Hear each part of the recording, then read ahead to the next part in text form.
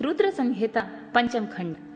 तारक पुत्र तारकाक्ष, विद्युन्माली और कमलाक्ष की तपस्या। ब्रह्मा द्वारा उन्हें वर प्रदान, मैं द्वारा उनके लिए तीनों पुरी का निर्माण और उनकी सजावट शोभा का वर्णन। नारद जी ने कहा, पिताजी, जो गणेश और स्वामी कार्तिकेय की उत्तम कथाओं में ओतप्रोत तथा आनंद प्रदान करने वाला है, भगवान शंकर के गृहस्थ संबंधी उस उत्तम चरित्र को हमने सुन लिया।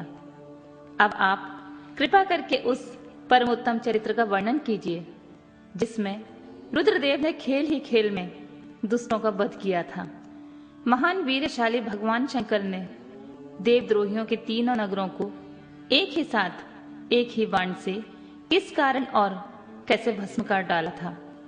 भगवान जिसके भाल में बाल चंद्रमा सुशोभित हैं तथा जो सदा माया के साथ विहार करने वाले हैं, उन भगवान शंकर का चरित्र तो देवर्षियों को आनंद प्रदान करने वाला है। आप वह सारा चरित्र विस्तार पूर्वक वर्णन कीजिए।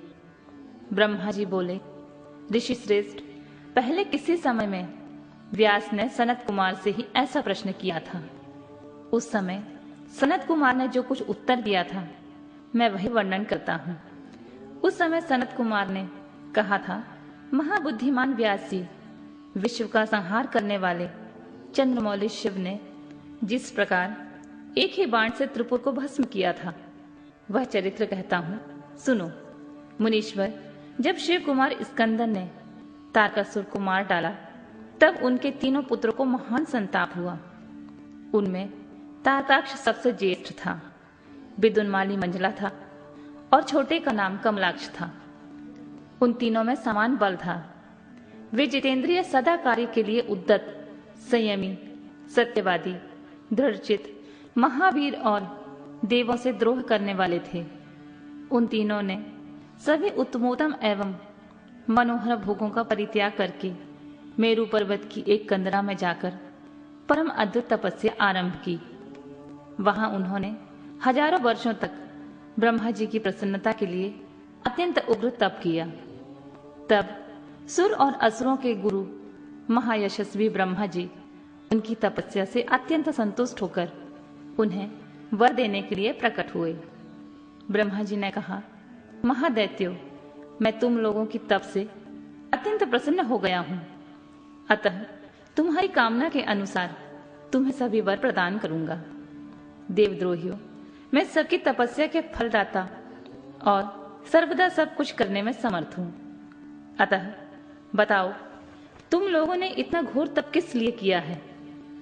सनत कुमार जी कहते हैं, मुने, ब्रह्मा जी की बात सुनकर उन सब ने अंजलि बांधकर पितामह के चरणों में प्रणिपात किया। फिर धीरे धीरे अपने मन की बात कहना आरंभ किया। दैत्य बोले, देवेश, यदि आप हम पर प्रसन्न हैं और हमें वर देना चाहते हैं, तो यह वर दीजिए कि समस्त प्राणियों में हम सबके लिए अवध्य हो जाएं। जगन्नाथ, आप हमें स्थिर कर दें और हमारे जरा रोग आदि सभी शत्रु नष्ट हो जाएं, तथा कभी भी मृत्यु हमारे समीप न फटके। हम लोगों का ऐसा विचार है कि हम लोग अजर अमर हो जाएं और त्रिलोकी में अन्य सभी प्राणियों को मौत के घाट उतारते रहें, क्योंकि ब्राह्मण यदि 5 ही दिनों में काल के गाल में चला जाना निश्चित ही है, तो अतुल लक्ष्मी, उत्तमोत्तम नगर, अन्यान भोग सामग्री, उत्कृष्ट पद और ऐश्वर्य से क्या प्रयोजन है? मेरे विचार से तो उस प्राणी के लिए ये सभी व्यर्थ हैं। सनत कुमार जी कहते हैं, महर्षि, उन तपस्वी दैत्यों की बात सुनकर ब्रह्मा अपने स्वामी गिरिशाई भगवान शंकर का ध्यान करके बोले, असुरों, अमृतत्व सभी को नहीं मिल सकता, अतः तुम लोग अपना यह विचार छोड़ दो। इसके अतिरिक्त अन्य कोई वर जो तुम्हें रुचता हो मांग लो, क्योंकि दैत्यो, इस भूतल पर जहां कहीं भी जो प्राणी जन्मा है अथवा जन्म लेगा, वह जगत में अजर अमर नहीं हो सकता। इसलिए पाप रहित असुरों, तुम लोग स्वयं अपनी बुद्धि से विचार करके मृत्यु की वंचना करते हुए कोई ऐसा दुर्लभ एवं दुसाध्य वर मांग लो जो देवता और असुरों के लिए अशक्य हो। उस प्रसंग में तुम लोग अपने बल का आश्रय लेकर पृथक पृथक अपने मरण में किसी हेतु को मांग लो, जिससे तुम्हारी रक्षा हो जाए और मृत्यु तुम्हें वरण न कर सके। सनत कुमार जी कहते हैं, महर्षि ब्रह्मा जी के ऐसे वचन सुनकर वे 2 घड़ी तक ध्यानस्थ हो गए।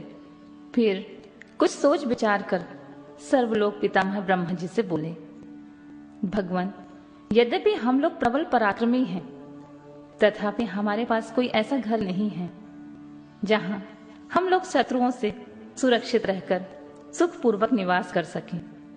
अतः आप हमारे लिए ऐसे 3 नगरों का निर्माण करा दीजिए जो अत्यंत अद्भुत और संपूर्ण संपत्तियों से संपन्न हो तथा देवता जिनका प्रदर्शन न कर सकें। लोकेश,